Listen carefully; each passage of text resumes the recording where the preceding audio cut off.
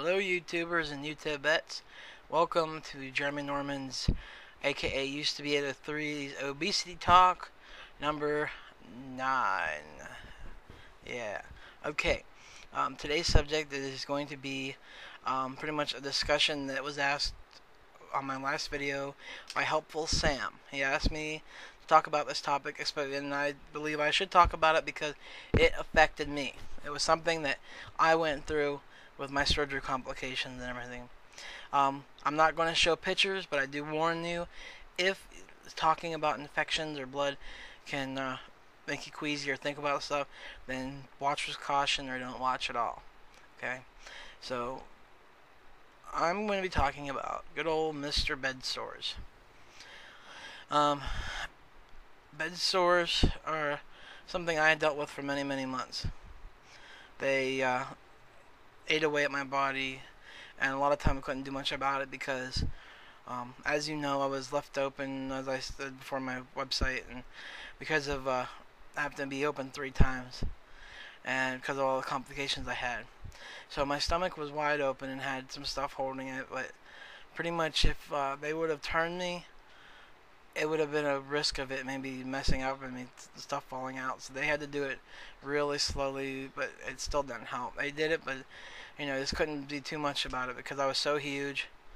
And it was terrible. It was a terrible thing, and I didn't feel a lot of it because of nerve damage and stuff up until I got into the nursing home.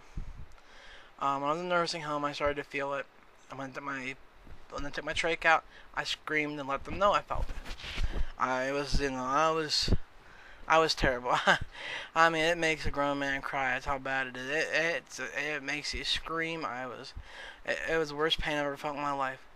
It feels like someone is back there stabbing you and throwing salt on it and everything. It's not fun. When someone tells you that being lazy and stuff can cause it, they're not joking. So let's get to the point. Let's talk about some bed sores here. They're also known as, I wrote this stuff down. I got some stuff from websites and my own knowledge, but this is all from my heart too because it's really affected me. Alright, so bed sores are also known as decubitus ulcers, whatever that word is, pressure ulcers, pressure sores.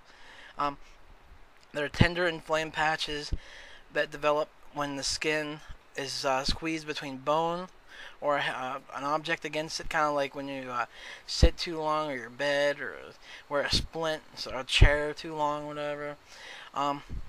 They follow 6 different kind of stages. They have the redness of skin, and then there's swelling with possible peeling of the outer skin.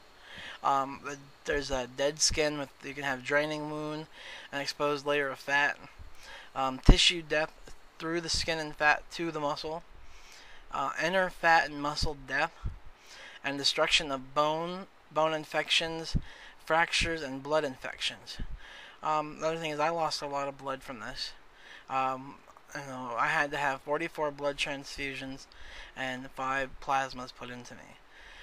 And it was, I was constantly, almost all the blood loss was from my back with the bed sores. Some of it was through me, but most of it was in the back, and I was just laying in puddles of blood. And it was hard because like I said, I was left open. So, and where do pressure sores like this usually appear? Well, it can happen in your ankles, the back of your head, your heels, your hips, your knees, your lower back, your shoulder blades, your spine, butt and everything. It just depends on where you lay and how much pressure you're putting on it and for how long. Attention from medical people can prevent surface pressure sores from deepening to more serious infections. Mild bed sores treatment involves relieving the pressure and keeping the wound clean and moist, and keeping the area around it dry. And then stuff like antiseptics and harsh soaps and other skin cleaners can damage the new tissue. So saline solution is used as a cleanser, and non-stick dressing is applied onto it. The doctors can prescribe infection-fighting antibiotics. There's special dressing and drying agents you can get, or lotions and ointments, depending on how bad it gets. And I usually have to do it about 3 or 4 times a day or more. People can also use whirlpool treatments for sores on the arms, hand, foot, or leg. That's when you know. And basically, another thing they do is they call it debriding. This happened to me. It's where they take a scalpel and they remove dead tissue and other debris from the wound. Deep ulcerated sores that don't respond to therapy may require skin grafts or plastic surgery. I had skin grafts and my stuff was done by a plastic surgeon. To know that you would need this done is so your skin turns black or becomes inflamed, tender, swollen, and warm to the touch. This is how I got a lot of my fevers also. I had some fevers before that which caused the mini stroke and the hearing loss. But it causes a fever during the treatment. And the sore can contain pus or has a foul smelling discharge. And guess what? I got the foul smell. Yeah, people can smell it from literally across the hall, down in other rooms, maybe in the whole hospital, the wing that I was in. It was horrible, and I was out of it. But I felt it when I was in the nursing home. My tissue was the nerve damage was really bad. But I started feeling the ones on my legs and my back once I was there. I had some bed sores that went straight to the bone. One that was so deep it was about the size of a head and went all the way down to the bone on my back, on my butt. It devoured my butt and everything. You know, it's terrible.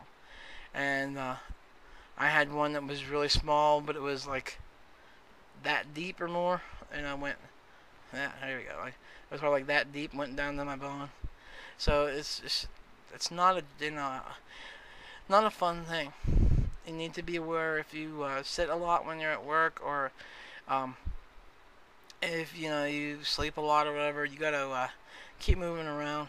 Watch out if you notice any sores, or if your children or anybody has sores on them that look like I've been describing, the red rashes up on their bottom and stuff.